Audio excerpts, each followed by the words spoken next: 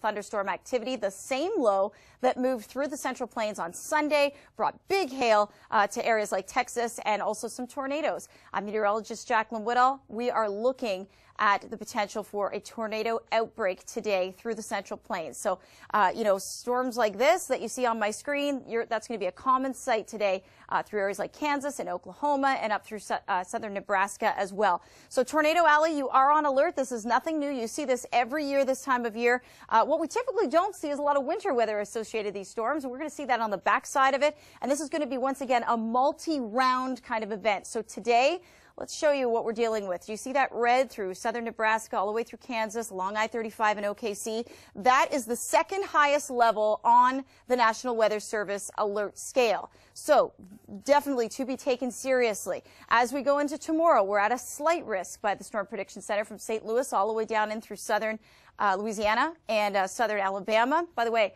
tomorrow, when that's happening, that's the 27th of April. That marks the 5th year anniversary of the Tuscaloosa tornado outbreak, which is just an awful, devastating event. Very, very powerful tornado. Let's talk about the energy in the atmosphere. So we have a dry air mass, basically with this area of low pressure, moving into an unstable environment. To get instability, you need moisture.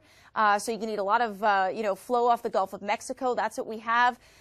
Basically, the strength of that updraft is going to be very, very strong. So we're going to see large hail. In fact, the terminology the Weather Service is using is giant hail. But then also a lot of shear in the environment. So that means the potential to get those storms to spin. So we are looking at that tornado threat that is quite high today. Possible long track tornadoes possible. All right. So southern areas of the Great Lakes, we are looking at some storms this morning. As I mentioned, funnel cloud in Michigan and some active weather through Michigan in the overnight. There's our next low. Hard to believe. You don't see much severe weather with it yet, although there are some scattered thunder showers along the Colorado area, and also some snow, though. And some snow means as much possibly as maybe a foot of snow in some of the higher terrain. I want to break down the severe weather threat. Do you see that brown line? That's going to be that dry line. That's going to kick off these supercells by about 5 or 6 p.m. tonight. And that's what time the model is paused at right here. So you can see from Salina, Kansas, all the way down into Austin, Texas. This is going to be what we call a string of pearls, as storm chasers call it, right out ahead of that boundary. That's going to be pushing eastward. And you can see some of these intensify as they move a little bit closer to, say, the Arkansas border. But eastern Oklahoma, eastern Kansas, this is where I think these storms are going to be the strongest. We also have to keep an eye on the warm front. We'll have more details coming up.